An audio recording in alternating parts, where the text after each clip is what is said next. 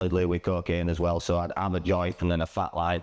Wow. That was my life. Crazy. Yeah, that was my life like every day, especially when you have that money. So I'll do, like now I'm singing a lot of swing music, a lot of like Frank Sinatra, Dean Martin, a lot of like old school Elvis. Yeah, at one point you had 130,000 pounds.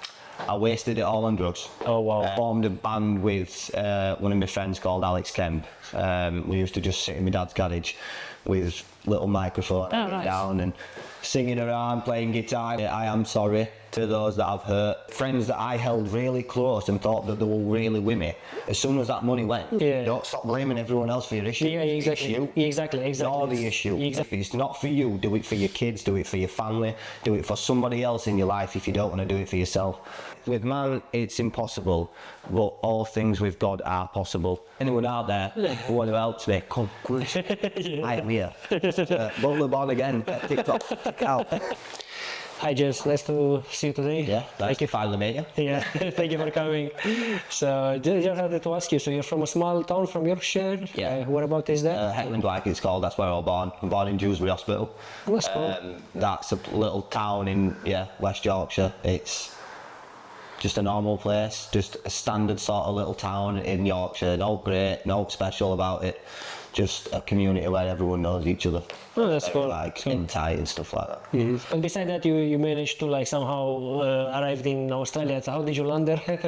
Well, I had an auntie out there, so that's cool. my dad passed away in 2011. Oh, okay. And he left me a bit of money and he left me some things, he left me a house and Okay, that's cool. quite a lot of stuff. And then, so basically, instead of staying in the mundane sort of lifestyle, I just had enough, and he went there when he was younger. Yeah, and you felt the need for a change as well, no? And to discover or something. Yeah, absolutely. I just felt like I needed to do something different, get out of that rigmarole, as you say, or the standard way of just going to work, coming home. Yeah, you wanted a disruption of patterns. Yeah, that's good. Just needed something new. So I left, went to Australia, and it completely changed my life. Completely changed my personality, That's cool. my life, the way I look on life, and I met some great people out there. What a place to go. It's nice, huh? Yeah, beautiful. Weather Sun nice. everywhere. Everyone just loves to have a good time. I mean, we were at the pub at 10 o'clock in the morning on a Sunday to watch UFC. You know what I mean? Like, not drinking so much, but just like in a social environment. Yeah, it's very sociable. All the time. It's so lovely. Everyone's really nice to you, and they love the English. They like it. Oh, okay. The accent, they love it. Okay. Like in theory, I think the English and Australian, they are related by ancestors, no? Like in theory, no? They're just the criminals over there. Good people as well. Yeah, it's funny. It's cool. Every single one of them hilarious. They have a good sense you of don't humor. like curse words like you're in the wrong place, mate. That's cool. That's cool. That's cool. How do you find the comparing with I don't know, England or your town from here? This is so much better. I'm not criticising like West Yorkshire in any way, shape or form. You guys are great, but like It's better there. I'd rather be there than here. Yeah, I get it. If I could afford it, I'd be gone. Yeah, I get it. So you said they love the English. I'm not gonna ask you the question if you feel like they embrace you, they discriminate you. No, they don't. No, there was no discrimination. They were all jokes, all banter. As they say, we're all that. That's all it was. You just had to laugh about it. They were more welcoming than anyone. Like they were. I could name them right now: Brad, Trent, Connor, Pidaway, Matthew Pidaway. I had all these friends that I went over, and with it, I were only there a year and 3 months, but still, I mean, I don't contact as much, and that's my bad, guys. You know that I'm a lazy bastard. But like, no, genuinely, they'll be friends for life. I'll always have them in my mind. They'll always be in my heart. Like, what a group of people. Like. So it's a very beautiful experience. Yeah. So would you recommend people to go there to work or to live or things like that? So I'd go live. Just go. Pack your bags, get off. Don't even worry about it. Just say, I'm sorry guys, but I'm going to a better place. Just get out there. Get out there. Cool. Definitely. Yeah, I was actually researching also recently into the same Australia and going there to work, and like me, I was thinking to go from here there to work as well. Like, you know, it's quite hard with the visa. You need either a sponsor visa or something like that, or something like that. But yeah, the same, like they say they have like thousands of beaches. Someone said if you will visit every beach one a day, it will take you 40 years to visit all the beaches in Australia. Well, we did we travelled down the East Coast, and that took us like 2 weeks of driving. Yeah. And we stopped at like 4 places. That's it. That's But crazy. it were 2 weeks of constant driving. We went all sorts of different places, beautiful places. Beautiful. Like, everywhere you go. Yeah. Went snorkeling in Great Barrier Reef. Went did all that. You know, That's cool. Fraser Island. That's cool, yeah. Phone's going off. Yeah, just put that on. I'll put it over there somewhere. Oh yeah. So you said you had like a pretty normal childhood in this small town here in Yorkshire, you said? Yeah. How would you describe living there was, like, you know, like growing up there? I mean, the people are great. Yeah, you know, Yorkshire people. Good community. The community is always great, like in West Yorkshire. Just, to me, I saw it as a dead-end town. And that was pretty much like everything. I felt like you just couldn't go anywhere.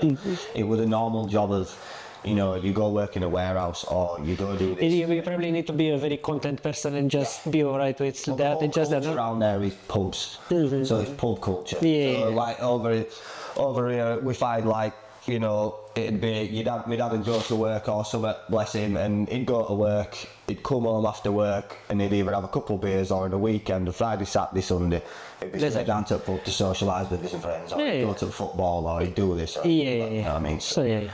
It's just that sort of lifestyle, that's all. No, everyone's decent. Like, Yeah, it's nothing bad. It's just a certain lifestyle, and you just needed to change or you wanted more opportunities or whatever. I needed to. I've always felt different, and I know that sounds like selfish or whatever, but there's always been something different. Like, Yeah, it's good. Or like sometimes, like me, for example, when I feel weird. But you know, if you Google the word weird, you know what it means?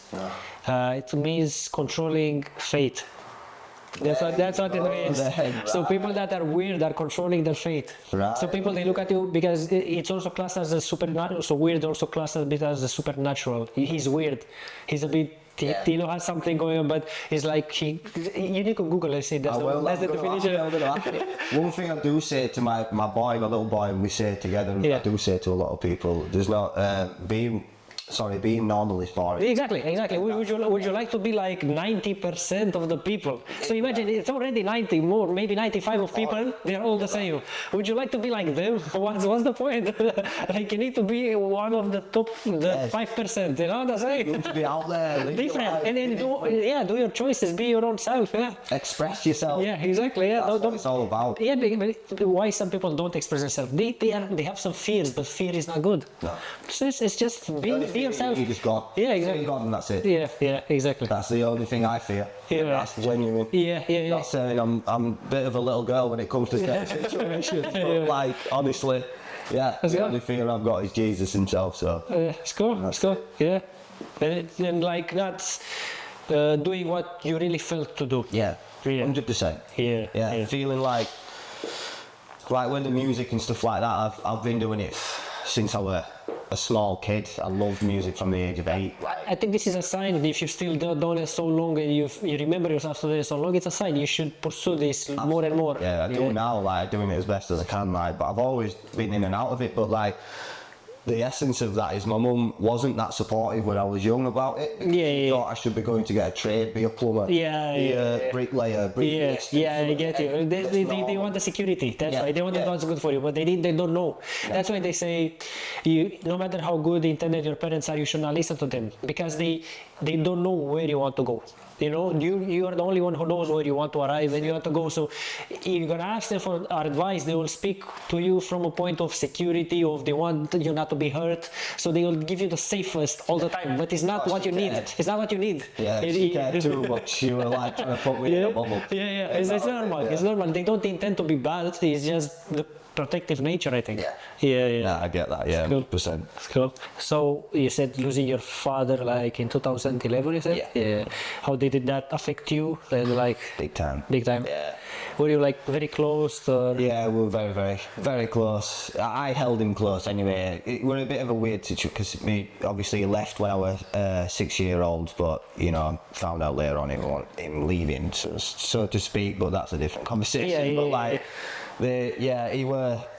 he were like me rock. Like I felt really close to him. I felt like we were two peas in a pod. I felt like there were a lot about him that I looked up to him massively. That's cool. Like he was like the idol. Yeah, you know, superhero. before Like, God came to me, yeah. like, He should be like that. He should be like that. It's good. Unfortunately, there are some people they don't see like this their father. But if you see that, I think it's a good thing. That's it. Yeah, I feel like, especially now at the age I am and having 2 boys myself. You want to be seen the same. Yeah. You see. 100%. You see. And he, you know, I feel like I've been through quite a lot that he went through as well growing up. Yeah. Like what he had with me and like, you know, having me as a boy and that sort of chat, being a father situation. I feel like I can resonate with that now as I've got. Yeah, because you know you are going through what he went, you know, like he having kids over your own. Got more of appreciation for Yeah, because you see how hard it is. Or you see when you see maybe when your kids is not listening or something, it hurts. Huh? So it's like, come on, listen, boy. I understand why you were such stern sometimes. I must have been a terrible child, man. I get you. But I think we all do this, and at one point when time comes, we see it and we realize that, you know. He was an amazing dude, man. He was. He really heartfelt, honest guy. He could be a bit sour most of the time. Yeah, a bit of a sour face all the time. But other than life, you know, sometimes probably the heaviness of the life. Absolutely. No? He held his heart, mate. Like his heart was where it was. That's cool. And he was a smart man. That's good. And that is, you know, he died at a young age. Died at 42 years old. Oh, quite young, yeah. So yeah, it was a bit of a hard time for a lot of us. My grandma took it quite bad, and I took it very bad. But I didn't cry. This is the crazy thing. This is what's opened my eyes to a lot of stuff. Like 10 years, it was. So in 2011 he died, and in 2011 his funeral was that year, and I didn't cry at his funeral. I stupidly was smoking weed outside, and I was just living my life like, it's right, no, I love him, but you know, I didn't really grieve properly. Yeah, but you don't need to, if you don't feel to, and you don't need to like beat yourself for that. I think, you know, one explanation for that would be, I don't know, like how to explain it. When you somehow don't distance a bit yourself from the relationship you have with your parents, or you grow a bit apart, and it's not like you didn't care. It's just like, how you say, I don't know, what do you... No, I get that, yeah, I didn't care. I cared too much, and to the point where I was just trying to be what I felt like he'd want me to be that tough. Yeah. You know, that tough exterior. Yeah. Well, like, that's what I guess I was trying to do. Probably, yeah. And then it took probably 4 or 5 years later for me to be like, wow. This is really, you know, I'm missing. Yeah, we see, you know, or sometimes even if she's not, like you don't maybe speak every day, but when you need it, it's there. Someone was there. Always. And another thing they say is your father is the only man in the world that wants to see you better than him. Yeah. No other man wants to see you better than him because you're in competition with other men. Everyone wants to be better than you. Everyone wants you down because you're a competitor. I feel that but my kids, I want them to do it. You want them to be better than you because you're the... better than me, yeah, 100%. Yeah. If they can do anything that makes them happy, and I don't mean in the successful sense, I couldn't care less if my kids are at the bottom pile or on the top of the hill, right?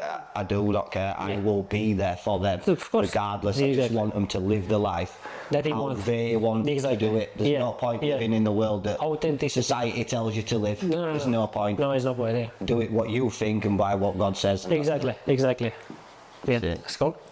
Okay, so you're speaking at one point you had 130,000 pounds, English pounds, and you lost it all. Yeah. So how did that happen? I wasted it all on drugs. Oh wow! Wow. Not all of it, but most of it. I obviously gave my kids quite a good Christmas that year. Yeah. I've got a lot of material items that I've still got today. You don't need them, exactly. Nothing. And all, you know, I do while I'm here now, I will say I am sorry to those that I've hurt. there's a lot of you out there that know who you are and know that I have done and said some stupid stuff and made some silly mistakes, but just know that I have changed, and I mean that from the bottom of my heart, and hopefully one day we can reconnect, and if God wills it, then we will. But just know I am truly, truly sorry. But yeah, that's that bit. Yeah, it's fine. It's fine, But yeah, no, the money were, you know, this is the thing, it was my dad's money. So my dad left me a house. And you sold it. I sold that house, and I had all the greatest intentions in the world. Yeah, buy another house, invest it, But you see, you went do in. all this. Yeah. But I just got giddy. Yeah, no, the thing is, you went. Showed something about me. Yeah, yeah. Like, of course. what sort of person I was with Yeah. money. Yeah. Because Your I'm relationship very with money. fruitful. Yes. All my friends had what they wanted. Yeah. Everyone around me could accept, but the main thing is not my family. This is the thing. We're very much like, very much where my kids got a lot that year. I used to take them to a toy shop every week. I get it. You tried to be a good person at things, but you see, you didn't realize the money can go very quick. Yeah. No? And also, how you say, you realize that the material aspect, that you still have them now and they don't bring Pointless, you know, like, I've got this watch, it's an Armani watch, and I'm wearing it just because I feel alright wearing it. But in reality, I'm in a position right now where if anyone wants to buy a watch, you can, you know, it's right here. But true, like, true. do you understand what I mean? Like, the material items mean nothing. All that whole situation has taught me myself and about myself is I don't want a lot of money. Yeah. Because I don't know what I'll do with it. I can't trust myself with that. Yeah. No, at this point, but you know, if you learn and you like, nobody has a good relationship with money because the society trains us like this. School doesn't teach us, so it's not totally your fault. It's good to take self accountability, but don't blame too much. It's just environment. You had maybe some bad friends, bad habits. Yeah, absolutely. But now you're getting out of it, you know. So, but it's good to take self accountability, but that doesn't mean you don't want maybe more money in the future. Of course. Because if you become better, you're gonna have maybe the same amount of money or more. Well, you can maybe help other people. You can help yourself. You can have a better relationship with the money and your finances. Yeah, my way of thinking now is if I can make that money back, right, do whatever I can to make that money back, and the only thing I'm going to do with it is give it to my children, put it in an account, and make sure that they will have some, like, because I should have done that anyway. I should have made that choice, but I didn't. I will forever hold myself accountable for that, and regret that. I will regret. Yeah, I get you. Like, that's not the main point of what I'm trying to say is that all it's done is taught me that money's not everything. Yeah, that's true. And it's about how you carry yourself and how you act in the world and what you portray in the world. Love, share, care. True. And that matters even more. Yeah, that's true. That's more true. than anything, all it's done is brought me 10 times closer to God. Like, I have never felt more of a Christian, like a God-fearing man ever in my life. He taught me these lessons. Of course. It was me that took myself to rehab. It was me that did all this. And I By yourself. Yes. That's good. Because you felt you need a change. You don't like it the way it was. That's good. You just the fact that I'm not taking drugs is like it's massive. the biggest thing in the world, because honestly, half of that money will have gone to every single dealer I know. I can imagine. It makes them so rich. much. I was ringing him every day, bring me half, bring me a quarter, bring me an ounce, bring me this, bring me that. And half of my mates that were around me, it were all well and good, but the friends that I held really close and thought that they were really with me, as soon as that money went, no, they're not here. You see, they taught you a very important lesson, Yeah, 100%. I genuinely thought they were like brothers. But it's taught you that hard, tough lesson of they only wanted what they could get out of you. Yeah. But the thing is, you got to talk to them. Just, no, that's not the case. No, they'll never admit it. Exactly. That's where we're different. I will admit when I'm wrong. Yeah, exactly. Yeah, I'm the same. Yeah. That's what it's got to be like, accountability. Yeah, exactly. Yeah, that's true. The same, like, if I do something wrong, I will, maybe not on the moment, but if I realize that I am wrong, I'm like, I was wrong with that, you know? It's for good, yeah. That is the good. That's at least that. Yeah. You live freer. Yeah, exactly. Much freer life. That's true. And what would you say was the biggest challenge in your life? Probably my dad passing away. Okay. The most emotional, scariest situation that I've ever been in, really. That's the thing. As I said, I haven't lived a terrible life. I've not had a dangerously terrible life. I've not had my mum. My mum's always tried to be there as much as she can. She's she, I brought up partially by my grandma quite a lot, so I've got some old school fashion, old fashioned sort of values. Yeah, that's good. Like, Yeah. having her has been a massive. And a bit of stability and. I hold dear. Even though I'm reckless, at times I'm very reckless. That's part of my personality. But I think the only couple of things I'd say is definitely losing my dad, and just general life. I used to be quite an emotional guy, an emotional kid. So I took everything quite serious, quite bad. But as you get older, you sort of just get resilient to that, and you understand that it's part of life. Exactly. I was talking about, like we're saying, that when I had the money, he was my best friend and all that sort of stuff. Yeah. So he'd done a lot for me, don't get me wrong. Yeah, let's say a hell of a lot for him. Like he's now got a 3D business that he's running, thingy, but I paid for it. Yeah. Well, he says I didn't, but he suddenly had a lot of money due to me. So he were born on the same day as me. Oh, that's good. He were, born in the same hospital. Oh, wow. Same birthday, everything. So I cherished him. I like this guy. He's like my brother. Yeah. And then we went to York, and over drugs. We had an argument. It's crazy. Right? And my issue wasn't the actual drugs. My issue was the fact that he didn't think of me. Yeah, exactly. Instead he chose to take these drugs instead of share. I know that's now. I took the gesture. The gesture because he not the drugs. Yeah, I know. But he couldn't see that. He just said, "Oh, whatever, what is him?" And here's what it is. I hope you're doing well, mate. 17 years. You said you're using substances, drugs. Let's say quite a long time. Very, very long. Yes. Can you get a bit into this, like how you started, or what were you using, and what was it started with weed when I was 16. I just started music college. Obviously, music and weed go well together. It's like people, they feel like it gives you creativity or something, huh? Yeah, well, it did. When you first started taking it and you're new to it and you've got that open mind. Yeah, and you're relaxed. Fair enough, and it's not taking a hold on you. Yeah. Fair enough, but I'm not saying weed is addictive. I'm not going to say it. Chemically, it's not. Chemically, it's not. That's the thing. Okay. It's the mental side of it. It's how you use it. That's what I believe. I believe that it's how you see it. So it's how you hold weed in your life. Yeah. Because I held it dear.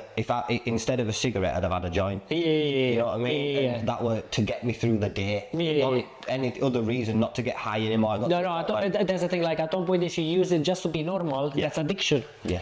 And how you say maybe is mental addiction? This is like you wanted to feel a certain calm or peace or whatever. A bit more from the thoughts I was having and from the depression and the anxiety. It was lowering down. You could manage it. Yeah, I was a bubbly kind of guy when I was on it. I was very bubbly. I was like, oh yeah, sweet, cool man. That's how I was. But you see, that's a band-aid. Yeah. It's a Band-Aid because how you say when you were on it, why were you not that without it? Exactly. And it took me 17 years to realise that. But it got bad with weed. That was the initial start, and then for about 2 years, I'd say it was solidly with cocaine as well. So I'd have a joint and then a fat line. Wow. That was my life. Crazy. Yeah, that was my life like every day, especially when you had that money. Because you could afford it. Yeah, I'd have a bag full of coke in one pocket and a bag full of weed in the other, and I'd be waking up in the morning, rolling a massive joint. Wow. And after a line? Straight away after a line, and then I'd be like, right, now I can have my morning coffee. Wow, that's and that was every day solidly, that one. Like that sort of period for 6 months solid. Oh, wow. And that was a scary place. I can imagine. And at the moment when you have it, it's okay, but especially when the money ran out, I think. That's when it got real. That's when it like, hold on a minute, the stuff's about to go south here. I still had, before, like now it's a bit different, but about 6 months ago I still had about 10 grand, and that was like, right, what am I going to do with this? Now it's run out and I have nothing to show for it. What is going on? How am I going to fix this? What's going on? And it was more about the people around me were there for me, but there wasn't like, they won't step in. no one could step in because it was me that were doing it, and no one could actually. It's got to be you. It's your choices. It's your choices, absolutely. mate. They can't. Exactly. Like you can't blame anyone. No, I'm not blaming anyone. It took me a lot. I won at times. Don't get me wrong. I would be. This is what I mean. There's 2 months that I've been out and 2 months I've been clean. It's like you realise that don't stop blaming everyone else for your issue. Yeah, exactly. It's you. Exactly. You're the issue. Exactly. And that's kind of where I got to. And so that one day I was talking to my friend and she was saying, well, what do you want to do? Have you thought about rehab? And as soon as she said that, I was like, I've got to do it. You need to. Yeah. So that moment, I rang them straight away. That's as soon as rang them straight away, I got booked in for the next day. That's good. And that was it. I was in. See, but it's your choice that. If you wouldn't take this choice, you'd be maybe worse now. Yeah. I'd have been a horrible person trying to get drugs. That's what I'd been craving it, and I'd have been. I can imagine. Lying to people, stealing, cheating, doing whatever I could to get that. That's crazy. You know what I mean? Yeah. Just because that's the way I want. Yeah, I get you. But that's why you need to be strong. Be strong. I'm never going back to what, in fact, I give it to God. I do give it to God more, but like honestly, I can say deep down, I will never touch a joint ever again. Cool. I never will. There's no point. It might be a bit hard still if you say just 2 months went by, but be strong, persist, and don't give in. It's like, I don't know if you've seen online. Some people do these videos. They put, for example, some water in the glass, and they put something that colorizes the water. Yeah. And they say that's you with that color in is like with your bad habits, and you need to pour a lot of good habits until the other one goes out, if you get me. It takes time. It takes a bit of time, you know what I'm saying? There's some videos online that I've seen it's similar with us. We just need to, you need to have patience and be strong and don't give in and go keep it like that, because you're on the right track. I'm on a good journey, and I'm not stopping. I'll not be stopping at all. This is, I mean, look at the opportunities that have been arisen from just doing the right thing. Be trying to be as righteous as I can. That's good. That's what you need to do. And the thing, I said we're gonna go after in this subject with God, but when you turn to God, He will basically, restore you. If you get me what I'm saying, everything that you've done, it doesn't matter as long as you really learn from them and you really want to change. You have a clean slate. If you get me, everything is good. Don't mind a few bumps in road. It's not like that. He's not saying that you've got to be the perfect. No, not perfect. No, it can't. Never. Yeah. He's saying it's the trying. Yeah, try, never give up. Yeah. Never give up. Exactly. And sometimes it's like, I like to give this example all the time. It's like riding a bicycle. When you first ride a bicycle when you're a kid, how many times you didn't fall down? You get me? Until you manage to ride it smoothly. It's the same in life. We need to try until everything will be okay. It's the same like when a baby starts to walk. How many times he doesn't try and fall down? But he never give up. So it's the same with us. We never need to give up. That's it. Then babies, we should look at a little bit and follow their work. Yeah, that's motivation. That's motivation. Yeah, the open mind of the children. Yeah, they never give up. Never. Yeah. If they will give up, you will walk like a dog now. That's it, exactly. So modeling around. The baby version of you is stronger. Yes. Yeah. You're very resilient, kids. Yeah. I heard a preacher say that. Yeah. About how adults struggle to come closer to God. But with a kid, you could just literally say to him, Jesus has said that you'll forever be saved. What is it? And kids like, I'm in. Yeah. He doesn't think about, he doesn't doubt, he doesn't think about why it could not work. Yeah. It's just simple, he believes it. And when you really believe something, it's easier. Shout out to Kelly Cave Ministries. You're the one over there in America. Top guy. You should get his book. It's really good. It's cool. So in that moment, were you feeling like trapped, or what was the feeling like? Exactly that. Huh? Is it exactly exactly in my own head? And you couldn't go out, or you wanted to know, I wanted to break out, but it was like That's having good. two people. That's the way I explained it, even in rehab. Okay. It was like having a second person in your head. Oh, wow. It was like, And the other one was taking over, basically. yeah, completely all the time. The negative thoughts had won that much that I saw myself as such a down out person that I was that reckless that I didn't care. Yeah. I didn't care if somebody hated me. I didn't care if somebody were like, "What are you doing?" Even if they were trying to help me, Yeah. I was like, "I don't care. Yeah. Look, Yeah. check me out. Look, Yeah. Yeah. I'm fucking reckless." Like, I swear it, but like, Yeah. look, I'm Yeah. reckless. I'm the wild one. I Yeah. love being the wild one. Yeah. When reality is when I were on my own Yeah. and nobody were around. You're not like that. I'm crying and Yeah. I'm feeling sorry for myself. Yeah. And I'm like, why am I doing this? Why? I think it was a protection mechanism. I think Yeah. that's what it was, you know. 100%. Because it's great. That's exactly how it felt. And then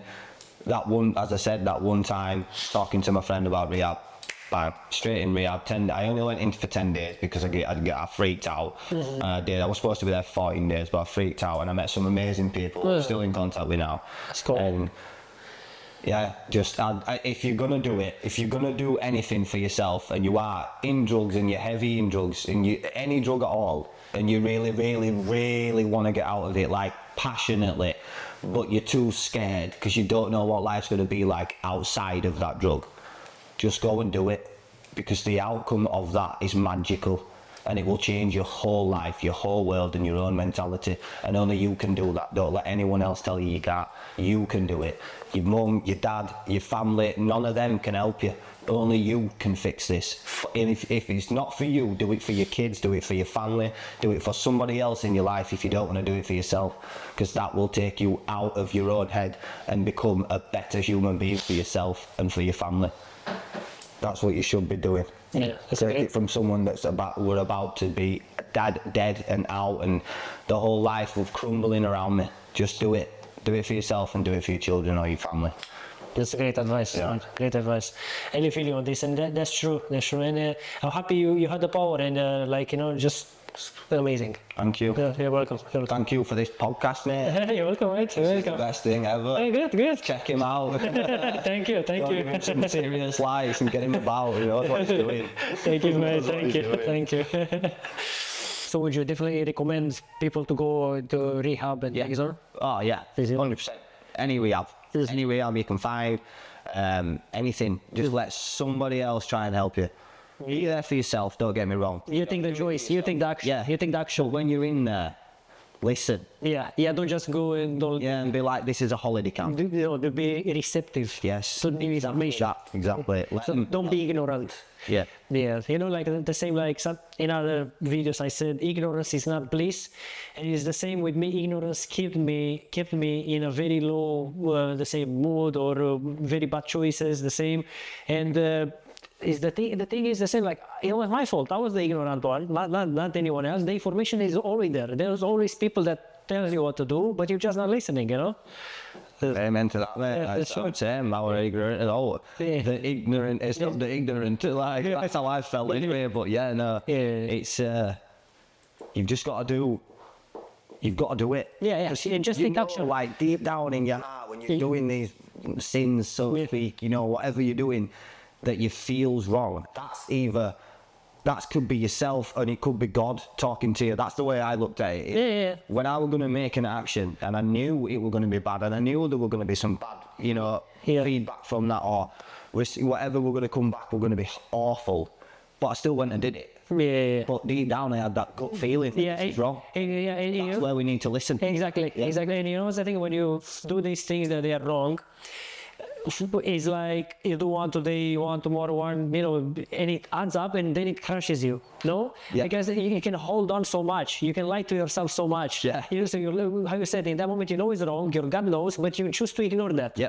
And you choose to take it even you know it's bad. You should. But the thing is, you take 1, 2, 3, 5, who knows, 100 times, and at some point when it crashes you, it really crashes you. You go from feeling on top of the world to feeling straight down in hell, mate. It is awful. Yeah. At some point you. Living in hell, that's what you're basically doing. Yeah, is living in hell. Yeah, your spirit can't handle it anymore after. It will be like, I can't do this anymore. So that's why, yeah.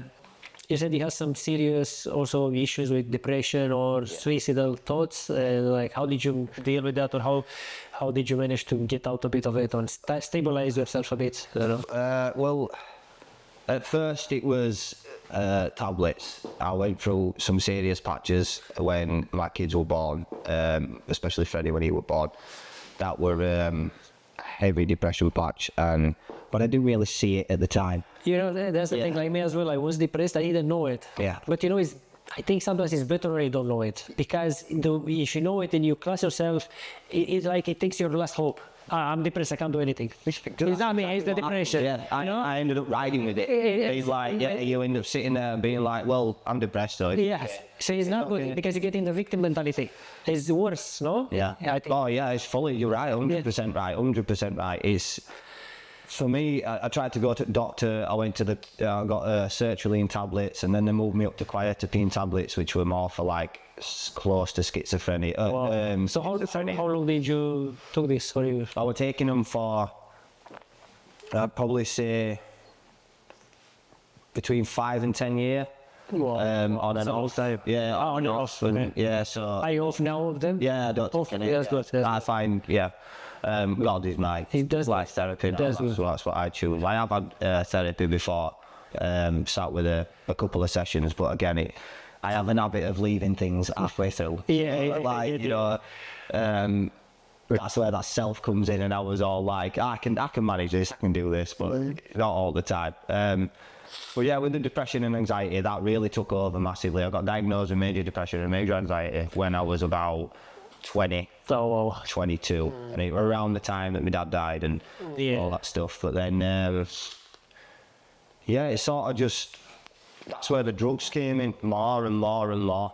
Is the more I felt like I was depressed and said I was depressed, the more you become like that. I don't trust the medical system anymore.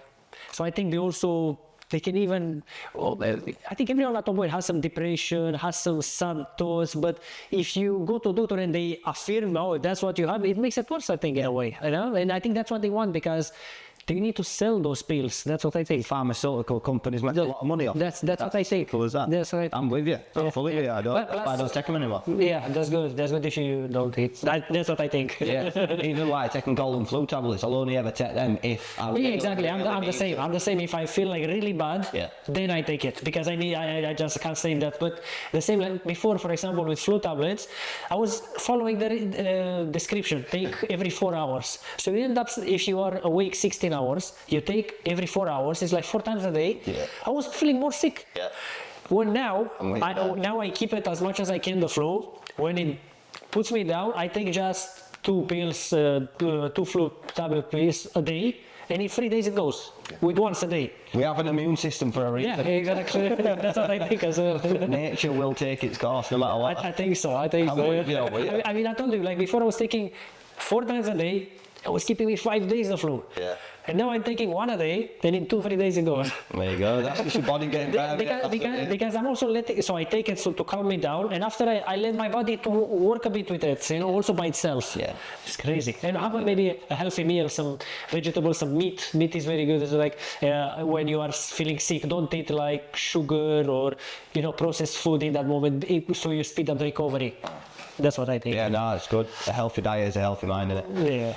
So I exited pretty much more recently than ever, really. It's only since I've come out of rehab that I've really been more... out of depression. I'd say so. Don't get me wrong, there's still days. Sure. That's why you need to be strong, And I have an issue of self-confidence right now, where a lot of it, some days I'm good. Like today I feel great. Great today, I feel like everything's working and that's good. And life's in a good place. But yesterday and the day before that, I might have felt differently. I was like a week ago, I was very down and out. I wanted to sack TikTok off. I wanted to sack it all off, because I was just like, what am I doing? Why am I doing this? And that's just it's part of the process. This, life as well. It's life, exactly. Life sometimes is good, sometimes is bad. It's normal, and it just takes time, and that's the whole thing. like can't be good all the time, and your test is in the bad days. So it's like even the same when a storm comes, after the storm the sun will come. Yeah. But at one point, even after the sun, it's again a storm will come. Yeah. So you need to, in the bad days, you just need to get through them. Just that. Correct. Nothing else. Absolutely. Just get through them. And after when the good days come, enjoy them. Yeah. Be happy, be grateful, and you know, or also sometimes try to exit this stage by doing something. So if you feel like that, go for a long walk, 40 minutes, 50 minutes by yourself. Go out of the house, do some push-ups immediately, or do something like that, or go see your kids, or in that moment you're really low. Also, you can change a bit that with taking an action that you know it brings you a bit of, I don't know, happiness, or even dopamine. Yeah, a bit of dopamine. So just things like that. I think that's what I think. Yeah, I'm weird. Yeah, I'm weird. That's what I'm trying to do now. Is every bad day I have, I either pick up a Bible or I'll go do something. Yeah, go for a walk. Do you have a dog? Go take dog for a walk. Or I'll sit and I'll just go on. Sometimes I will go on TikTok, go on live and do something different, like just talk to people or ring a friend or ring someone that you know is gonna not always be such a you're great. Ask you questions. A friend, like I've got my friend Scott over in America, and he is that guy to me. I can ring him in any mood, good, bad, or any mood, and he will be a solid influence and a solid right questions. Yeah, that's not what I want to hear. Just what you need to. That's good. Yeah, that's what you need. Like people like that. That's true. But also so it's good you taking your mind away and you trying TikTok and things. But I think what I recommend more is if you can just go out for 1 hour, but walk continuously for 1 hour. It just takes your mind away, and it's something about walking. Like my dog, he never received so many walks. When I started, so the same in 2020, that's when I hit my rock bottom in the beginning of 2020, and I'll leave it like this. So I in that moment I was the same like you. Like some days was good, some days I was after 3 months and I was clean and everything, and I was walking my dog and I went through around the park that I used to go with my ex-girlfriend. I started crying after 3 months. I was thinking I'm good. I started crying and I was like, why am I crying? But I was like still very depressed, very it was a bad day, I would say, you know. And anyway, but for me what helped, like every day, long hours with my dog, 1 hour, 2 hours, sometimes every day. That's what I did for about. Even now I go, but now I go a bit less. But in that moment, I remember probably 1 or 2 years, every day 1 hour walks with my dog. I might start doing that myself. It will help you because you put your. TikTok also helps, how you say, speaking with some people, but you're still in the house. Yeah. So it's still a bit depressing because you're not moving your body. Yeah. You know what I'm saying? Just saying it then and then listening to what you just said. It makes sense. That makes complete sense because that is one thing that I am sectioning myself away again. That's what I've had bad habits for, and that is a clear sign that I'm getting depressed again. Yeah. So to take myself out of that, getting out. But as I say, it's the same you. It's self-accountability again. So sometimes people think I'm depressed, I can't do anything about. No, you can. I mean, when in the moment you see those thoughts coming, do anything that you can. Start with the easiest things. Okay, let me go for a walk for an hour. I come back. Your stuff still the same. Okay, what else can I do? Let me do some push-ups. Okay, what else can I do? Okay, let me eat something nice now, like because this is the dopamine and things like that. Okay, what else can I do? Let me call my kids or something. And already you have 4 action. It will take you out from that bad day. Yeah. And that's my opinion. Great opinion. Great opinion. That is the best. Should be a life coach, but I just employ you as a life coach, mate. Maybe with time, who knows? You should do, man. You should do.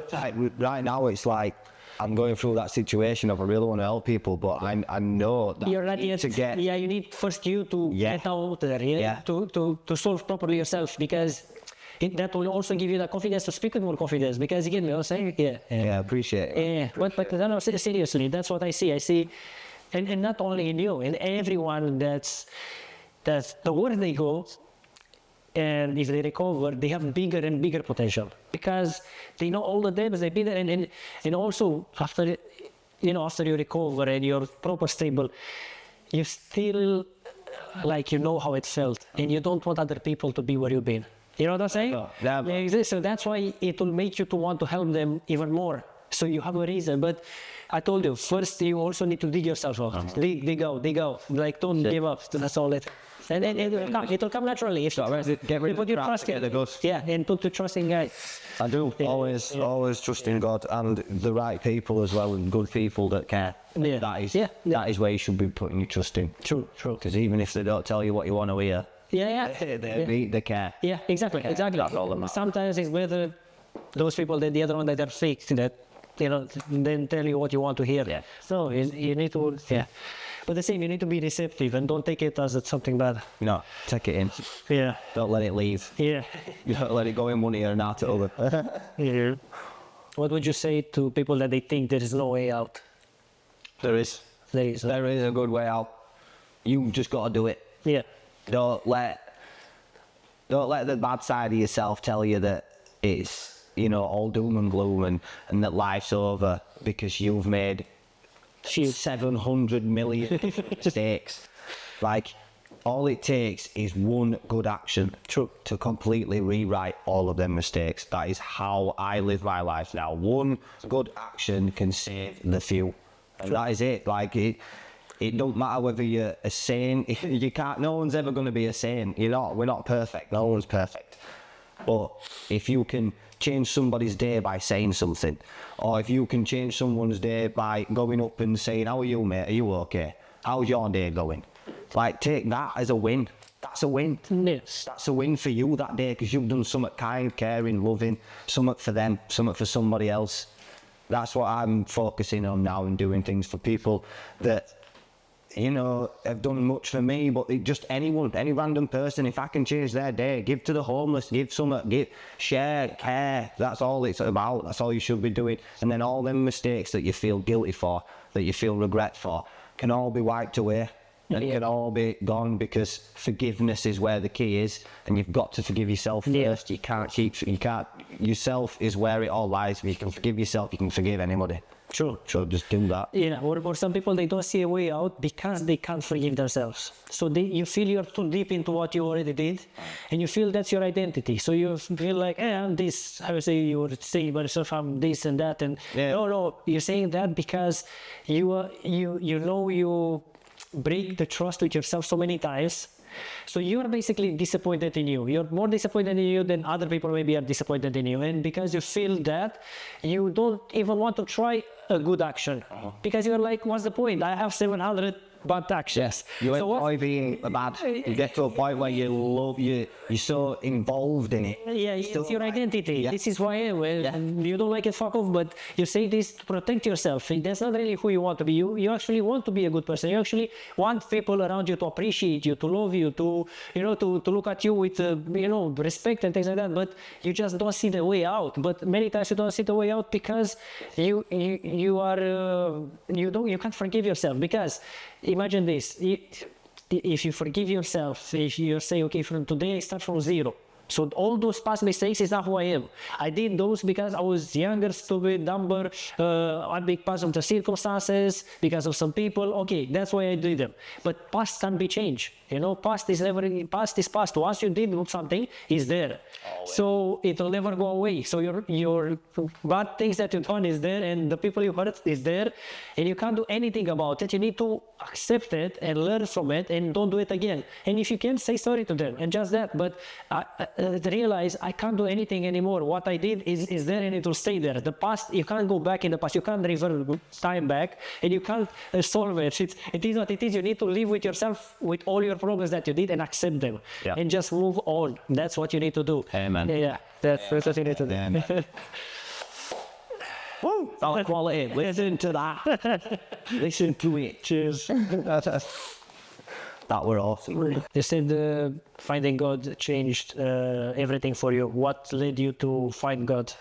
Well, as I said earlier about the depression and stuff like that, I found myself in this spot of suicidal thoughts, and I basically give myself a week. I said to my son, right, so I'm going to give myself a week, and if nothing changes, then I'm off. I'm gonna take all these pills that I've saved up, and I'm just gonna end my life. Right, it was the worst.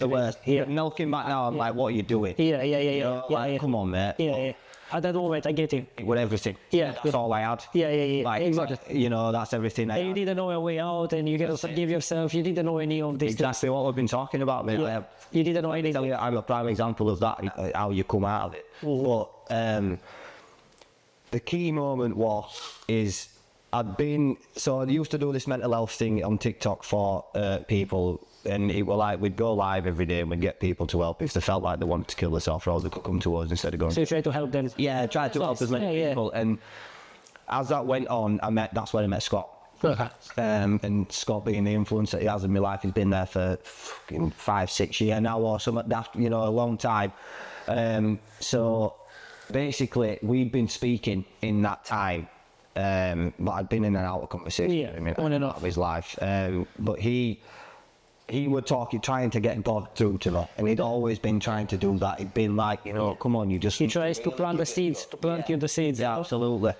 And then one day he sent me this video to watch, and I was watching this video, and I was really down and out, crying all day. I just wanted to end my life, and I just couldn't see all the way out. That day were really bad, and I watched this video, and it sounds crazy. This is a nuts part of my testimony, but it's the truth. From the bottom of my heart, this is the truth. I watched this video, and it was a preacher talking about God and how he saves and all this sort of stuff, and everything that you hear in the Bible, really. And he put his hands together and he looked at camera and he said something. I can't remember exactly what he said, but basically his hands lit up and his head lit up, right? And that video I watched 30 times on repeat, right? And it never happened again. Then that one moment, right? So I was like, okay, what's this about? Okay. So I got on my hands and knees in my boxer shorts, right? Really crying my eyes out, and I texted him. We sat there and I said to him, God, if you are there, if you are real, this is what I said to God, and now I think, wow, why did I test him so much? It's okay. But like, at that moment, that's what you knew. I texted him and I said, send me a sign, send me something now to tell me not to do this. And I'll, you know, in a week's time, I'm probably going to be gone, but like, you know, send me a sign and I will take that and I will run with it for the rest of my life, I promise. Sure. And 3 or 4 days later, my mum went and spoke to him 2 years at that point and blocked her on every social media, on everything I could ever get in contact with her. She turned up at my door. Wow. And she said, come with me. Wow. She gave me a cuddle and said, come with me, come and stay with me. And yeah, she, you know, I think God and her coming saved my life and saved me and made me who I am today. Sure. Even though in the midst of that I was still taking drugs, even though I was still at my mum's, I was still taking drugs.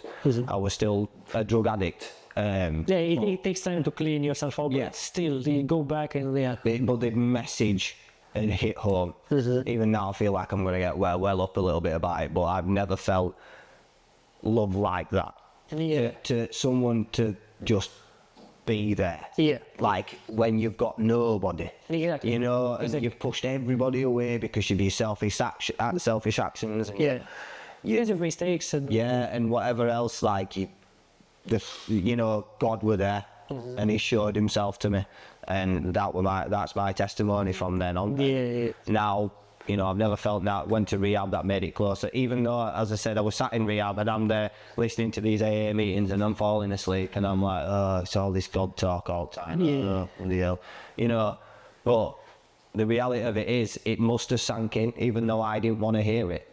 It was still But also, like, sometimes it's ongoing, so you're gonna learn more and more and more about you know, finding God and things like that. And sometimes I think it's not exactly how they teach you, it's a mixture, so you don't need to ignore that. Listen, decide by yourself, discern, but it's about your relationship with God. So basically, just what you speak in your mind with him and things like that, and just how you say is by knowing he's there and he always been there, but you didn't know it.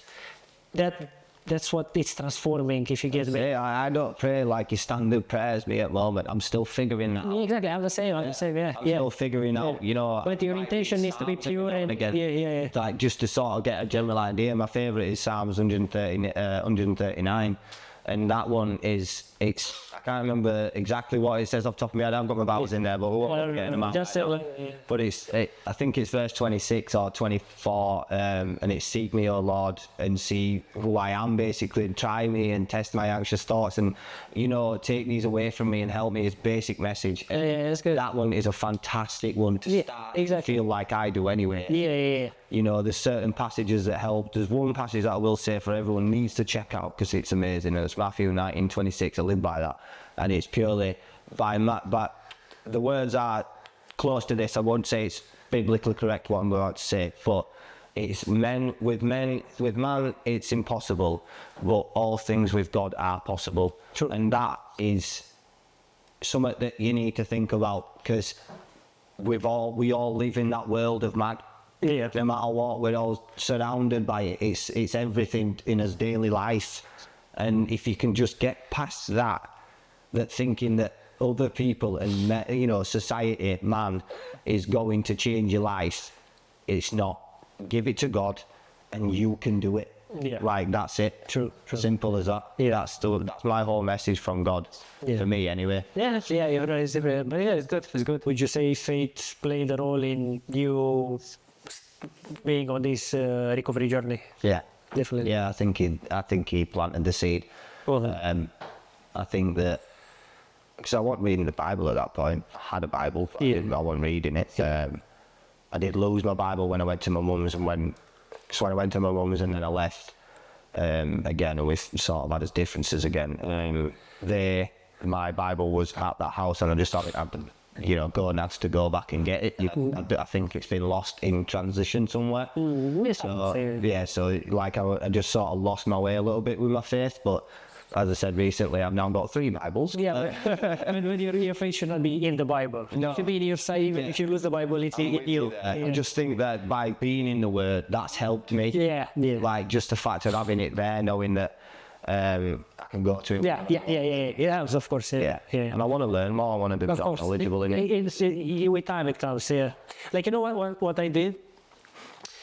You know, like, because we live in this, let's say, modern area, so we are not our father's generation, your parents' generation, my parents, and it's a bit harder for us to trust even sometimes the word of God or what they teach in the churches, for example.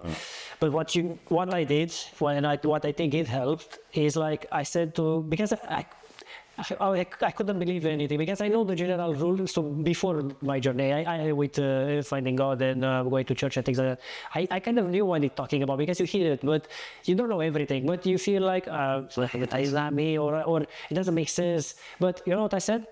I'm gonna go with an open heart, even though I don't trust them fully. So I said, I'm gonna go to church every week, and I'm gonna learn what they teach me. And most of the churches, they have some Bible studies, and these Bible studies, they help you, because you don't know how to study God. Even if you do it by yourself, it's not the same. So anyway, what I did, even though I was skeptical, I said, I'm gonna go through it. So I went through like about 30-40 lessons, so that's about 40-50 hours of study with a person that knows, with a man of God, with someone that's in the faith for 20 years, you know? So they know, they see you different. It's like a doctor will, if you have a blind, he will know, oh, I need to do that and that. So if you do this with them, they will look at you differently. They will be like, they will teach you, they'll explain you. Plus, they are very patient with you. They know how to take you. They know sometimes your ego, for example, can react to something that they teach you. So they will be like, okay, it's fine, or blah, blah, blah. And they know how to take you, and they show you a different verse, and they explain you why that is happening. Anyway, something like that. So I did this for 2-3 years, even though I was kind of skeptical. And you see the result, the more you go, the more you are into it. So also to church every week. Sometimes, if I could, I was going twice a week, but at least once a week. And you will see the transformation with time. What this does, it explains you the logic. And after that, with what they give you, and also what you do, what you also know by yourself, what you feel, what you in your own way, you combine them and make one. Because I feel like sometimes if someone, I don't know, some churches, or they are too one-sided.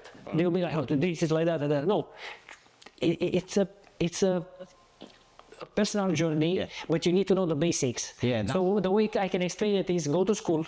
Even if you don't like it, No, I get it. go through that school, and after you be the judge. But go through all of it. Don't find an excuse. Go, you know, you can be like go through the Bible study. Go every week to church, at least for 1 year. Absolutely. And I'm aiming to do that. Yeah, And that's, yeah.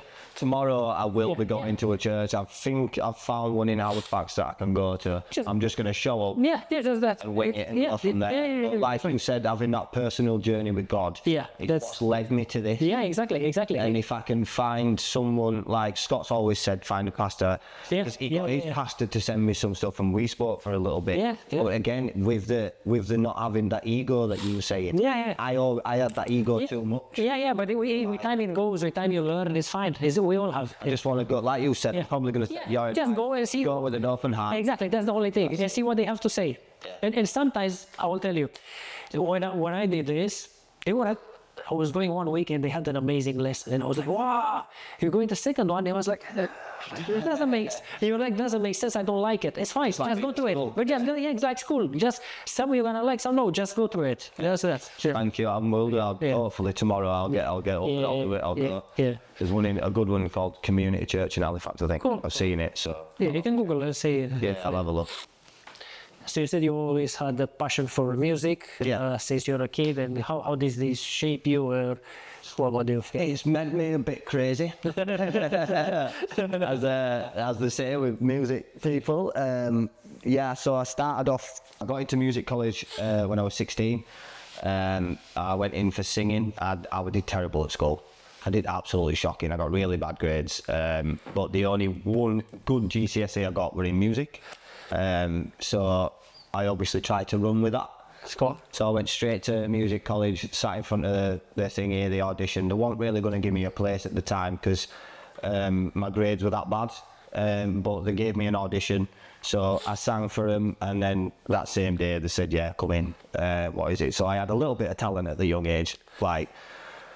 So yeah, I just pursued that a little bit. I was there for 6 months. I met some great people, but obviously the drugs got involved, and then I couldn't afford to keep going on my own, and my parents were earning too much at the time because there was something called ESA, which were like you'd get if your parents earned under a certain caliber, threshold. You could get like £30 a week or something like that to help you get to college and do all that, and I just didn't qualify for that. And my parents obviously my mum was like, yeah, I'll support you. Well, she'd give me dinner money, and and that was about it. I couldn't really afford to keep going. And so I got a job with my stepdad and moved on from that. But from there, I formed a band with one of my friends called Alex Kemp. We used to just sit in my dad's garage with little microphone down and singing around, playing guitar. We're not special. And then that built. We ended up getting like a bass player, drummer, got a full band going, and then we started going to recording studios and practicing. Nice. Started recording music, and as it went on, we never really did any gigs because as I said, we were stoners. Yeah. So we just used to get stoned in the studio time before we were working, get high and make music. But as that went on, we went through a bunch of different members. Some came, some went, some stayed, and we ended up getting a good solid foundation at one point. But I started singing, but then this drummer at the time had to leave. So instead of going out and finding a new drummer, I just said, forget it. Yeah. I'll jump on drums. I've never played them before, but we'll try. And that was a life-changing moment for me. I was like, this is my thing. Did you like drumming? Okay. I love it. It's my absolute place of safety. I don't do it enough now, don't get me wrong, but when I was strong in it, I wasn't the greatest, but over time I've built up. Do you know what I mean? So, that's it really. And then we started recording music, putting it on SoundCloud. We did a small EP, which were 3 tracks, and then we started doing a couple of gigs, but then over time everything just got in the way.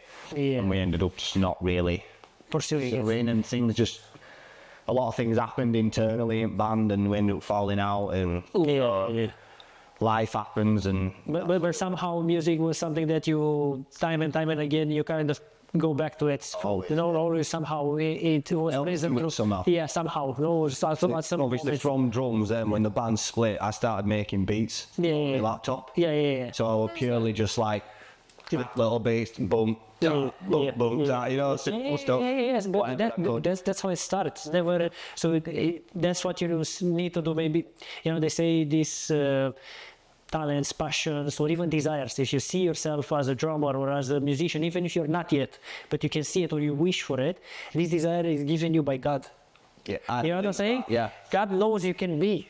So he plants the desire in you, and you need to make it work. But this moment, don't make it work as in the past with the same mistakes. Now make it work by working hard, going through the trials, not giving up, trying again and again and again and again. But it is like I've been feeling that these past few weeks, with especially like starting to sing on live and starting to do that again. It's not failing as long as you do it all the time. It's not a fail, it's experience. Yeah, absolutely. You get me? I'm getting there now, like I was saying. But start doing the singing, start doing the beats. I just, even if I just sit, I had no viewers like the other day. It don't really matter. That's not what I'm doing it for. It's just so I can get used to it. Used to doing it again. Yeah, you know, the thing is like at one point we all want some, you know, like to be good in what we're doing, but sometimes it takes time. For example, there are YouTubers that they started YouTube or musician, whatever. They started and after 7 years they see success. Some others after 10 years. So you know you can't judge yourself after 2 months now. You just need to keep doing it. The only thing, or you know what's the thing, sometimes you know why you maybe feel disappointed, because you're putting all your heart in, you're giving your best, and the appreciation is not there, but you're not losing, because all that, it's experience and it builds up in you. And imagine if you do this even without a proper support group for 1 year, 2 years, 3 years, it becomes better and better, you know. And at one point it will just come. It's impossible not to, you know. Yeah, absolutely. You know, you just keep going. Well, you just got to keep going. Like you said. Or sometimes also don't beat yourself up, or sometimes don't. For example, you think the way to do it is maybe work very hard full today all day and tomorrow, and you're gonna reach a burnout. Some days you can be 20%, some days you can be 60% in your music, some days you can be 150% when you feel it, you know.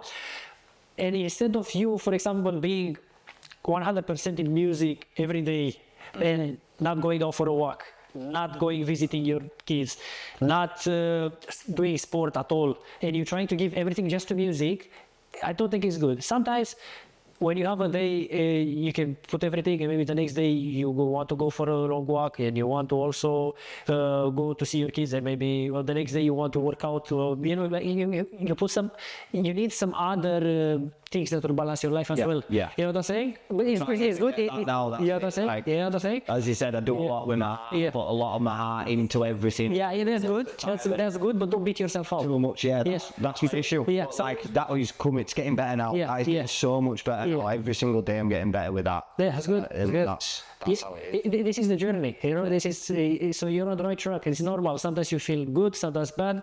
Just know it's normal. It's normal. It's normal. What are some challenges you're facing in the music now, or like in your... Big one is the self-confidence, and like you said with that, like putting so much of your heart into everything, like with the music, and then it not getting received.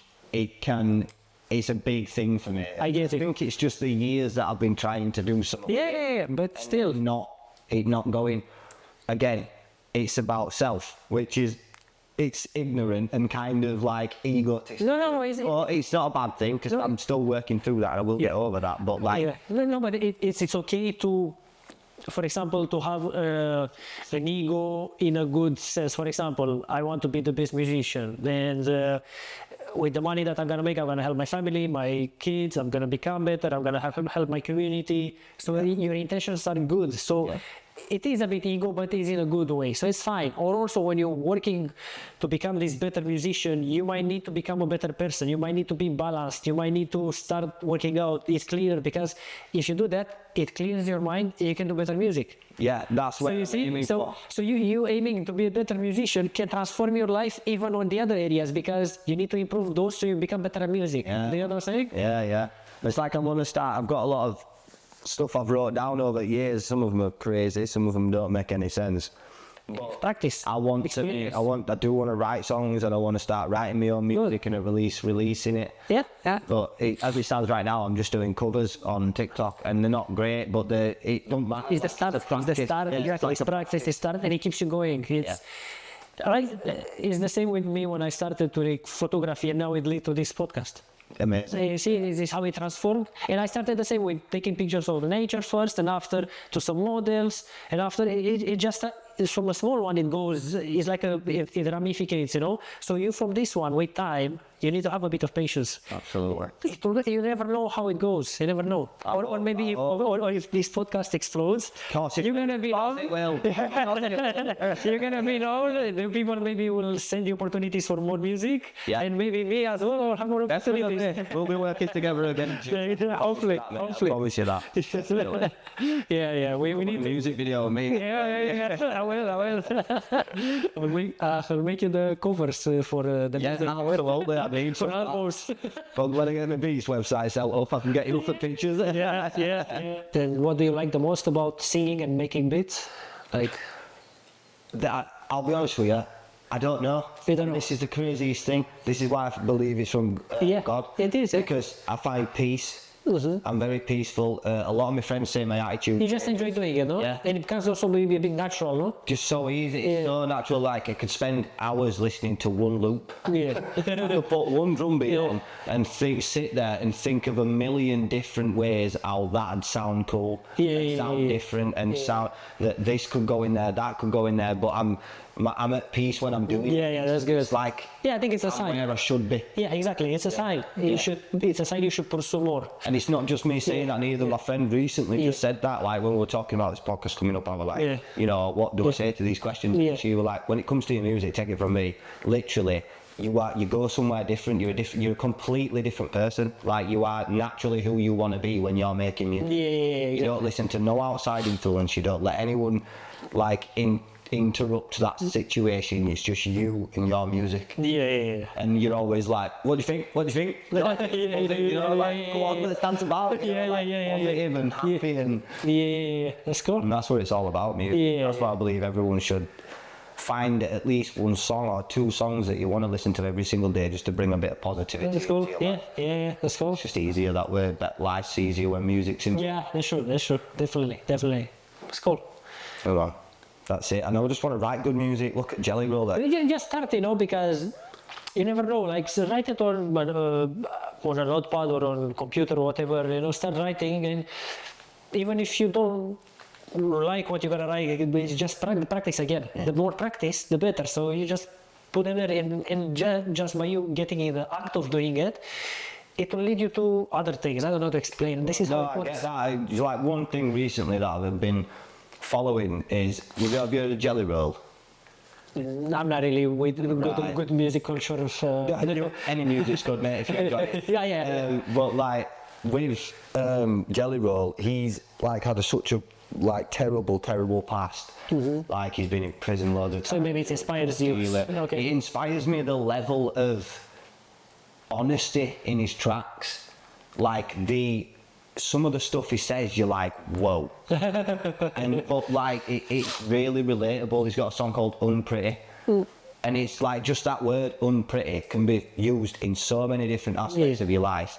Like I can't remember the lyrics off the top of my head. I'd just say go check him out if you're feeling bad and you feel low and you feel like, you know, you need to listen to something that's gonna resonate with you. Go to Jelly Roll and check out a couple of his tracks, because what he talks about is genuinely like, it hits home, it's honest and up from the heart. It's not too complicated. It's not like mad metaphors in there. You know, there's no like, you've got to pick through the words to find them. It says it outright. It's not like cursing all the time. There's none of that. It's not like, it's not even, I wouldn't even class it as rap. It's like country rap, like country singing rap. Like he's not got the most perfect voice. He's not exactly an angel at singing, but when he does sing, you hear it, the lyric. You feel it somehow. Yeah. He maybe knows how to do that with and his public. that's very inspiring to me. That's cool.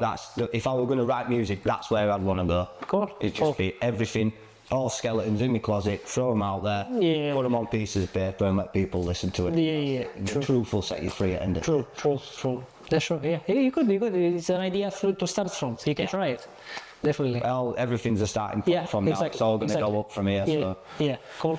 we'll do it. Do you have a future vision, like where do you want to go, or where you see yourself in many aspects, in music and in life in general? My goals for the future, for the next 5 years, let's say, are to get, obviously, the money back that I wasted, be more of a presence in my kids' life, finally get to see my youngest son, which is another issue, but yeah, like that's a mission I definitely want to achieve. When it comes to goals and music, I just want to be in a position where it's making me a living. I don't want to be rich. I'm not bothered if it's making me £100,000 or. But it's something that you enjoy at least. Yeah, doing something that makes me happy and it pays the bills. True. If I have to go gig on a weekend at a pub to go do that, then so be it. Yeah. It don't really matter. Yeah. Whichever goes down, as long as I am making a career of Something that you love. Yeah. That's what my goal is. That's good. Yeah. I'm not saying I'm not going to do that tomorrow. It might not be this year. It might be next year. You never know, but you put it's good. It's good. I've got to go get a job to like make the ends meet. Yeah. But on the side of that job, Exactly. I will be focused on music, focused on my life and getting things better for that future. Good. That's good. That's what I did. Me, I was before in the warehouse, and I work photography out of warehouse all the time. So when I was free, I was doing it all the time. I don't have any university, and I already, like, even now I'm working as a videographer and editor for a company, and before I had another job as a photographer and content creator for another company, and I got that just by practicing by myself and building the portfolio and applying to jobs. There you go. So it is possible. You can do it too. Yeah. It takes time. It took me like 2 years, but I was really like on it. So imagine I was like me. I got so serious that I eliminate everything, all distractions, everything, and also like all devices, because you see, when you eliminate smoking, drinking, vaping, bad friends, all these things, when you eliminate, basically before they were part of you, yeah. So now imagine you taking them out, you remain empty. Yeah. So now this emptiness, you can fill it with what you really want. So the emptiness from the vices that I was full of vices. Yeah. So you remain proper empty. Yeah. So in that emptiness, what I put? Only good habits, only photography, only editing, only buying these gears with the money from warehouse, buying gear, all the gear I buy by myself. To try it. So like, I was not even making money, but I was investing in something that I liked, so I can learn about it. You get me? Anyway, but yeah, that's perfect. That's exactly what I'm doing. Yeah. Exactly what we're trying to do. He's an inspiration, this guy. You should check him out. Cheers, man. No, I really do appreciate it, mate. Like, this is mad.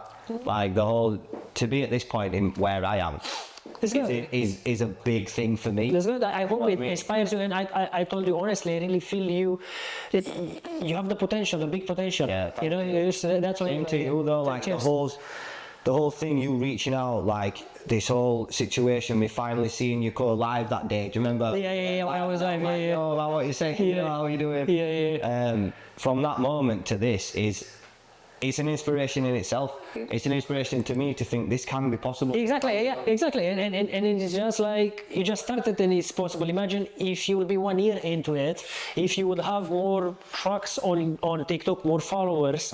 You never know who you hit. You know what I'm saying? It just takes time. Be patient. And how you say, the bad things is just go through those days as well. Good things come to them. Yeah, exactly. When you put the effort in. Yeah. Cool. Yeah, man. How is sharing music on live on TikTok, comparing with like the bands before? It's different. Is it? Yeah. Obviously, when you were in a band before, it was go to a recording studio, write a song, get it all practiced for months, and then when you go to a gig, it's tight, it's locked in. We used to have a 2-hour set that were just locked, leave gaps and all that. Whereas with this TikTok thing, it's more spontaneous. I do this sort of when I feel like it. And a lot of it is singing covers, and I'll sit with the laptop out with karaoke lyrics on, and I'm sat there going, what can I sing now? What do you guys think I can sing? And like, maybe try, I don't know if now is the time, if you have enough big audience, but try also to sing what they want. I don't know. That's what I was trying. I keep asking them, but I just haven't got the viewers. It takes time. One person with my voice now, I know my voice quite well, and you know, I've been singing for a while, and I sing in car all the time, and I know what sort of range I can reach and what I can't sing, and what's going to sound absolutely shocking, you know. And I don't want to really be singing songs that are going to, you know, jeopardize what I'm trying to do. If that makes sense. So I'll do, like, now I'm singing a lot of swing music, a lot of like Frank Sinatra, Dean Martin, a lot of like old school Elvis, and you know, just stuff like that. And I do want to try a few more newer songs, but I'm comfortable singing those songs. So it's like, going forward, I am looking for, I need a vocal coach again. That's what I really want to do, to practice singing, teach me the warm-ups. You need to get someone to just help me get back to what I used to. That's true. Like, for example, me as well, when I was doing that, what it made me to jump from the level of amateur photographer to more pro, let's say, a course. So it's the same, knowledge from someone else, basically. You need that. Exactly. It's 20 odd years, or however long, all the life, and all I need is just that, then little pointers to look after my voice for a start. Maybe to train you, they all know what to put you to work on. Well, there's like drinks you can have, certain drinks, like if you have water, like obviously that helps, but there is like certain juices that you can drink that I can tell you. It will clean your voice and clean your vocal cords, you know, while you're there, and stuff like that, that I need to get the knowledge of again. I think that's a good thing if you can, like, get this kind of knowledge, or course, or whatever, mentor, whatever. That's exactly what I'm looking for. If there's anyone out there who want to help me, come, I am here. Buttler born again, TikTok, check out. Joking. No, that is the vision. And I'd just love to sing on my own music. I'd love to write music. I've got beats on my phone that I've got untitled beats that all are from drum and bass to flipping lo-fi music to ballads to all of it, no lyrics, just all beats. It's like I got really into making hip hop, like pure 90s, like Wu-Tang style. Whatever, beats like that. Christmas presents, mate. Well, you need to find what you can sing more. If you can sing more calmer songs or not rapping, sing those. I used to be able to sing like Westlife and stuff like that, really old like poppy songs, and I had a high-pitched tone. But then as the years have gone on, smoking, drugs and all that, and alcohol and all that, my voice has just gone lower and lower and lower. Still you can make it work, I think, how you say, the training and things like that. Definitely, I might be an Elvis impersonator. Cool. Is it any, like, or at one point it will be any message that you would like to send through your music? Positivity and realism. That's what, and like talking about how I wouldn't mind doing a couple of Christian songs, like You should try write about God. It's helped me massively. But I want to relate to not just Christians. I want to be relating to people that haven't found God. Exactly, but do it in your own way. Exactly. Because I feel like that's what is missing. A lot of Christians, you know, Christian music is just more relatable through the music, but not through the lyrics. Like, you know, you might have a hip hop beat that's singing about God. But like, it's purely saying, you know, if God is gonna, as he said, he wants to reach the broken. He wants. Exactly. We need to help him along the way. Exactly. You need to reach the broken. I think it's always the same. Being more real about the broken and being more honest and. True. You know, not being such a perfect Christian in the eyes of the world. Would benefit to bring more people in, if that makes sense. You know, I think it's not like not to be a good Christian if you are one, but in the sense that I think you were referring as the standard. Some people put the standard of a Christian too high, and the people that, like you, like me before, we feel like we can't achieve it. So you feel like maybe sometimes not even trying it, because you feel it's too high. So that's the thing. Like, this is how you said before. You want to do what you want, and you don't want to follow the norms. So maybe that's what you need to do. You need to reach those people that you want to reach, and be just the bridge in between. You know. So you know what I'm saying? Been trying. Yeah, I'm saying like. Still have. I mean, there's a few Christians that still get on. Like, how can you be like, for instance, this tattoo on my neck? They are some people judging it. Why would you do that when it says don't mark your body in the Bible? But my belief, personal belief, is that he's talking about self-harm. He's talking about pagan gods. He's talking about things that are related to tattooing or ink on your body. Artwork. This is a form of expression for me. Yeah, exactly. And this is, I think, this is the highest sacrifice on my neck. It's the biggest people are going to look at me and look. They see you're a Christian. Yeah. And they see a good message, basically. They see the sacrifice that he was willing to make for us. So, you know what I mean? Yeah, that's what the message was for it, and that's why I got it. Do you know what I mean? Yeah. It makes me proud to be a Christian. Or maybe it reminds you also. Maybe at this moment you need it also to remind you. You see it now every day. Every day, I can't get away from it. Yeah. I brush my teeth. I'm like, okay, yeah. So I need that's to all. rethink, or have a look. What am I doing today that's going to be good? What am I doing today that's going to better someone else's life, or help my life, or help Jesus, or help this, or you know, just help be a better person. True. And I think this is like, how I say, is like it's just some Christians, they have a higher standard because maybe their journey was not as hard as yours, and I understand them as well, but the same, they probably judge without realizing, you know, and they make it harder for people to reach because they feel like they can't, they feel like they are not worthy or something. But no, but I would say maybe do compose lyrics in your own way about your story. So by you saying your story, you grab those people also that they are there, and maybe somehow, you know, direct them towards how you want a positive message or whatever. That's all I want to promote is happiness, positivity. Sometimes I want to write sad songs. Everybody wants to hear a song. Sometimes me, I don't like, for example, I don't like songs. I don't like, but no, if you do, maybe there's people that will like that. It's nothing wrong. It's nothing wrong, you know. I say, I do. You know, it's one of those. It's hard to sort of find a niche in the market. There's no one that. You don't really have a niche in the market anymore. Everyone's so experimental now. But I think it's better to be like this because everything was done already. And if you're gonna listen to someone that tell you do that, there are a lot of million people that does that, and you're not gonna stand out. Well, look how many pop songs you can listen to now. It's the same. In the charts, and you can go back 10, 20 years and find that very same melody, that very same drum beat. Everything's repurposed. When I'm making beats, sometimes I'll be finding. My mission at one point before I lost my head, but before I lost my head, I was going to get a vinyl player and go get some old records because I think you're legally allowed about it's between 10 and 30 seconds of a track. And if you can get a good drum beat out of that or a kick drum out of one little recording on a vinyl piece, you can then use it in any of your beats. Oh, nice. And that's how a lot of people get the samples. So it's like that's what I was going to be doing, and I just think it's a cool idea to repurpose old soul samples or stuff like that, or tracks, whatever it is. Sometimes you need to follow your curiosity and try things. You never know. Trial and error, unfortunately. That's where all the major producers do it. Like if you look at Pharrell Williams, if Mac Miller, God rest his soul, like look at him, like he was a rapper.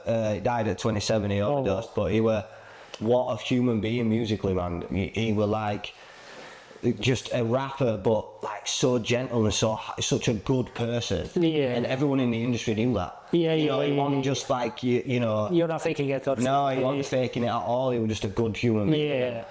You know, if anyone can be, if you can be a little bit like that man musically, then you're doing well. So looking back now, if you could give one piece of advice to your younger self, what would that advice be? So this can be also people that been in a similar situation because it's the same, like what's the younger self of you, how could begin with? First thing I'd say is find God. Second thing would be don't be scared. Don't be scared of doing you.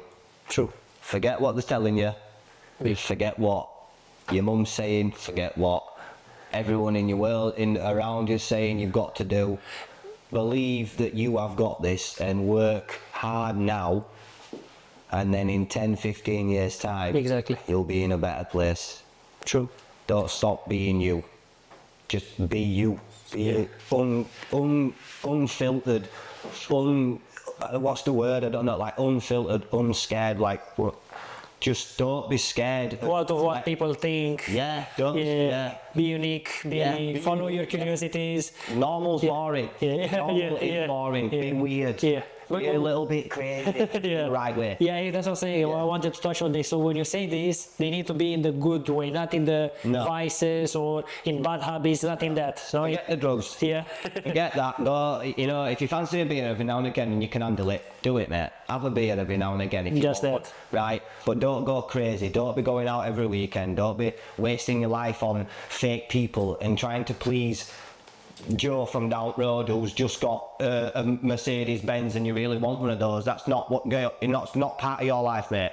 That might be nice to look at, but that's not your life. Focus on your life and what you're going to get out of it, Or- and what you can give to other people. Cool, that's cool. Yeah, so be a positive impact basically on the society, give something back, no? Yeah. And how I said about the Mercedes, if you want a Mercedes, work on becoming the best version of yourself. Work on finding God, how he said, finding a skill that you like. How he likes music, I like photography, video. Yeah, you find yours, whichever it is. Work so hard on that, and you buy the Mercedes after. Yeah. But don't, how you say, go because just Joe had it, and you need to be like to please someone or to not be yourself because someone has something better than you. Okay, you show that guy by you becoming better and you doing your own things as well. You know, like work hard for yourself. Yeah, touch. Always just work hard on what you want. Stop looking at other people's things and being like, oh, well, I wish I had that. You might have it. You might have it one day. Yeah. If you stop worrying about it, you will have it. Just stop worrying and get on with it. Knuckle down, put pen to paper if you need to. Put your foot to the ground, put your head in the game, and don't stop. Don't stop until you've accomplished your goal. Stop worrying about what other people think of you. Yeah. It ain't the be all and end all. At the end of the day, you only have yourself when it comes to end of life. So that's it. Yeah. True. Focus on you and you only. Yeah. Very true. That's it. Yeah. That's all I've got to say. And we're looking at Gavin and that is me. Yeah. Good. Come on, Jane. You can do it, mate. You Good. can do it. You know Yeah, what I that's mean? a good advice for your young self. Yeah. Yeah, That's good. that's it. And I hope some people listen, because if there's anyone out there that's been an idiot, made mistakes and all that, it's possible, man. It is. Possible to do something better.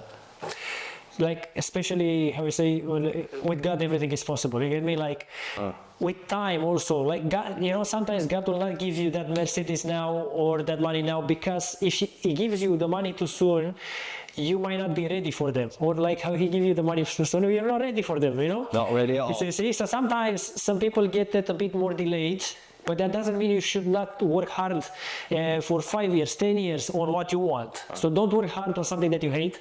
Don't work hard on something that you like, how he says, music, whatever. And with time it will come, but have patience, because sometimes God doesn't give you sooner, because if he gives you sooner, you're gonna waste it, or you're gonna do some bullshit. He knows better. He does, yeah, he knows it. He knows it before it's going to happen. Yeah, he knows you need to develop a bit more skills in yourself, and after he'll give you even more. Patience, that's why it's a virtue. Patience is a virtue.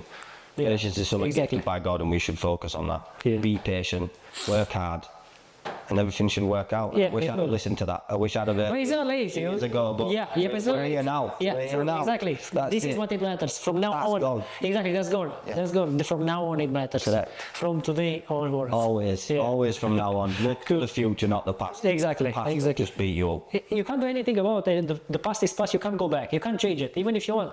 If you've been stupid, you've been stupid. We all been stupid. Forgive yourself. You know.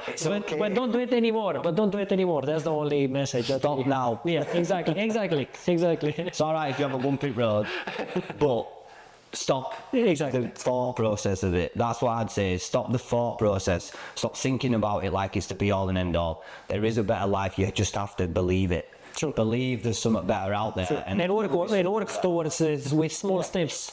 Sometimes you're not gonna.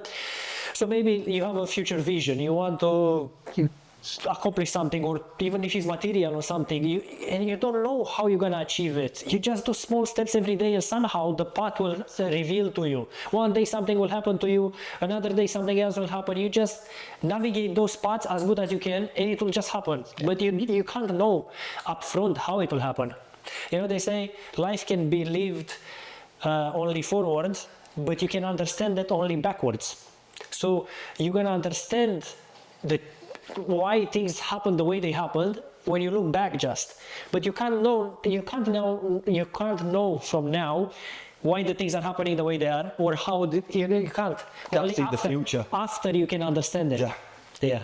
There's always a message in everything that you do, but it's, as you just said, you only see it when you're going back. Exactly. Right. Exactly. When you look back, you see it. You understand. You learn from it then. Exactly. Then you understand it. Yeah. Yeah. Mistakes are made to happen. Yeah. Learn from them. True. Don't thrive on them. Very good. That's good. What's next for you? How do you see your future after everything you've been through? Okay.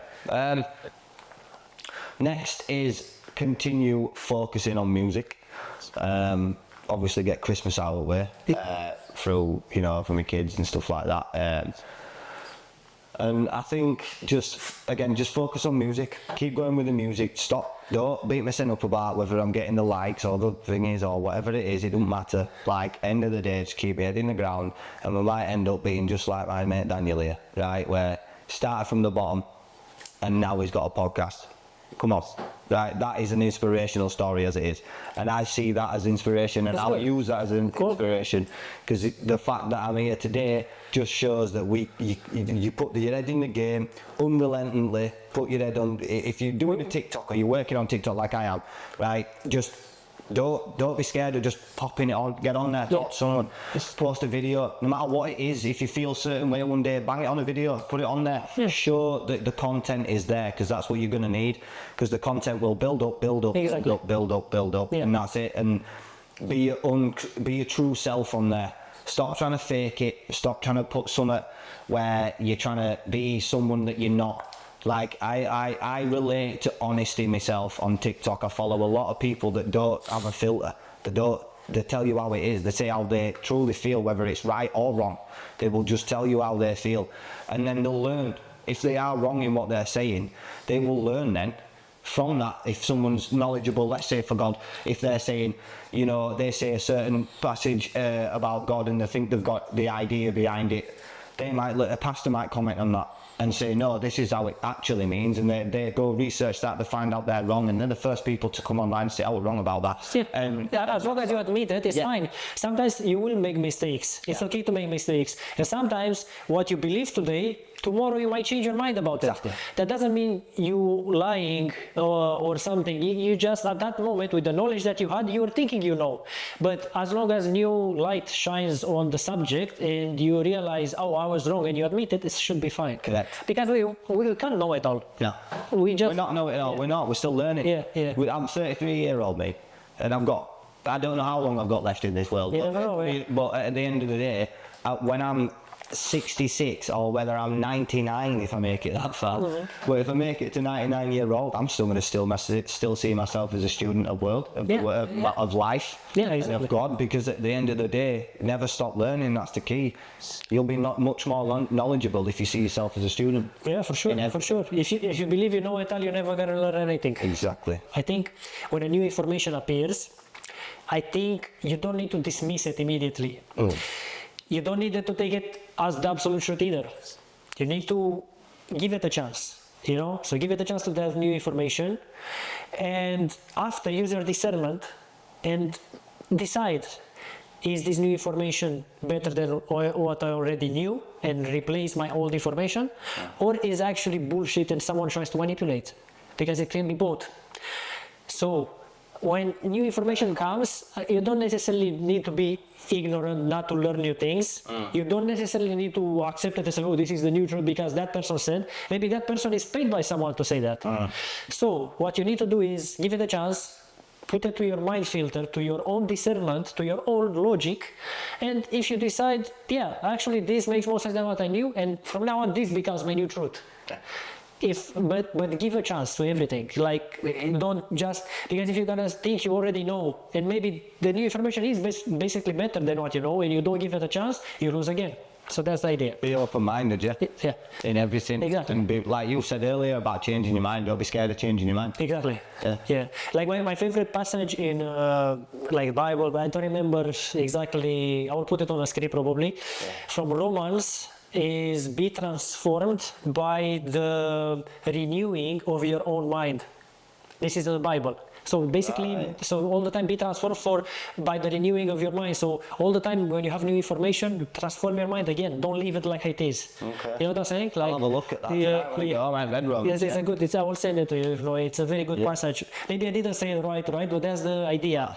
I will, yeah. No, well said, man. So- What are Romans? It's Romans something. I don't remember. yeah. 20 some. I will look and I will send it to you. Yes. Here it is on the screen. Yeah. If you could sum up everything that you learned just in one sentence, what could that be? In one sentence. Yeah. It'd be referring back to God, mate, to be honest. Think, I'd say the Matthews 19, 26, that, with man, everything is impossible, but with God, all things are possible. It's true. And that it could be dissected a million times. That could be referred in all sorts of different ways, but the message is just this: stop feeling like you've got it all, because you don't. The only way you can get through this is by giving everything a chance. What we were talking about earlier, give glory to God, or give glory to whatever you believe in, whether you're Muslim, Christian, Yeah. whatever it is, just give glory to a higher power. Yeah, to the higher power, to the God that you know. Yeah. Yeah, that's all. Give Yeah. glory to a higher power and just keep going, don't stop. True. That's what I'd have said to myself and anyone out there. Keep going, don't stop, and don't give up. And give a chance to God, because some people don't give a chance to God. They don't even try it. So what I am advising you is give it a try.